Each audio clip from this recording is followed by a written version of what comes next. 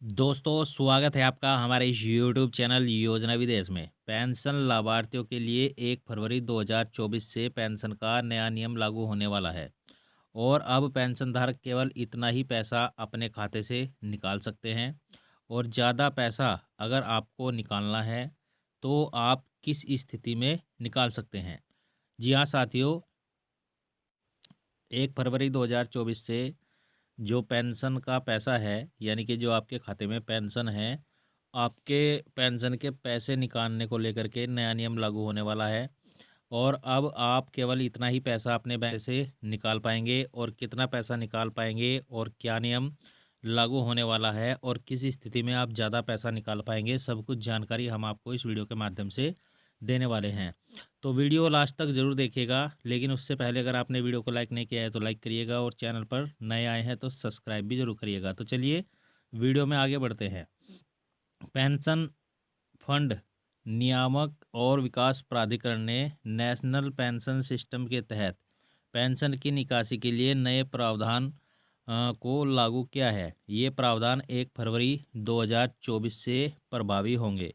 Pension नियामक ने 12 जनवरी 2024 को एक मास्टर सर्कुलर जारी किया था जिसमें आंशिक निकासी के लिए नए नियम बताए गए हैं। नियमों के अनुसार एनपीएस सब्सक्राइबर को अपने व्यक्तिगत पेंशन खाते में जमा किए गए अंशदान का 25% से अधिक नहीं निकाल सकते हैं। तो साथियों, जो एनपीएस सब्सक्राइबर है यानी कि एनपीएस नेशनल पेंशन सिस्टम में जिसका खाता है और वह 1 फरवरी 2024 से अब जमा किए गए अपने अंशदान का केवल 25% ही पैसा निकाल सकते हैं। इससे अधिक का पैसा वह अपने खाते से नहीं निकाल सकते हैं। सब्सक्राइबर्स अपने सब्सक्रिप्शन के पूरे कार्यकाल में केवल 3 बार ही आंशिक निकासी कर सकते हैं। आंशिक निकासी के पात्र तब हो सकते हैं जब सब्सक्राइबर कम से कम 3 वर्षों तक इस योजना का मेंबर हो। यानी कि जिस भी खाताधारक का एनपीएस में खाता है वह 3 वर्षों से कम उसका सब्सक्राइबर होना चाहिए, तभी जा कर के वह अपना पैसा निकाल सकता है, वह भी 25% और पूरे कार्यकाल में केवल 3 बार ही पैसा निकाल सकते हैं। नए नियमों के अनुसार ग्राहक इन परिस्थितियों में आंशिक निकासी के लिए आवेदन कर सकते हैं।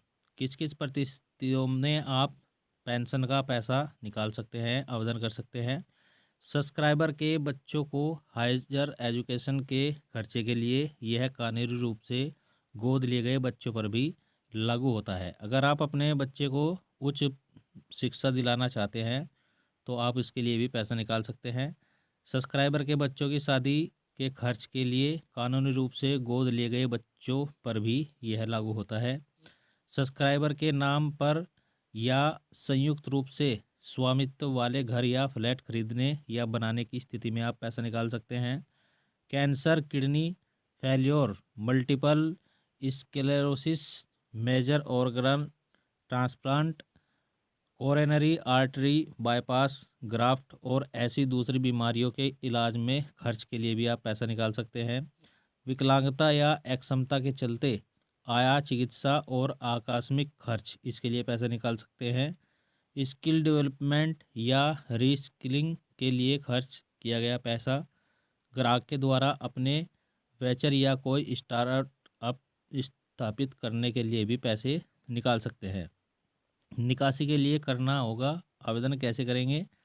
सब्सक्राइबर को अपनी विड्रॉ रिक्वेस्ट को संबंधित सरकारी नोडल ऑफिस या उपस्थिति केंद्र के माध्यम से सेंट्रल रिकॉर्ड कीपिंग एजेंसी को सबमिट करना होगा। रिक्वेस्ट में निकासी के उद्देश्य को समझाते हुए एक सेल्फ डिक्लेरेशन होना चाहिए। यदि सब्सक्राइबर अस्वस्थ है तो परिवार का कोई सदस्य भी निकासी के लिए आवेदन कर सकता है। तो साथियों, ये कुछ नियम जो एनपीएस खाताधारक हैं, एनपीएस सब्सक्राइबर हैं, उनके लिए 1 फरवरी 2024 से बदलने जा रहे हैं और किसी स्थिति में आप कितना पैसा निकाल सकते हैं, सब कुछ जानकारी हमने आपको इस वीडियो में दे दी है। वीडियो अगर आपको अच्छा लगा हो तो लाइक शेयर कमेंट जरूर करिएगा और चैनल पर नए आए हैं तो सब्सक्राइब भी जरूर करिएगा।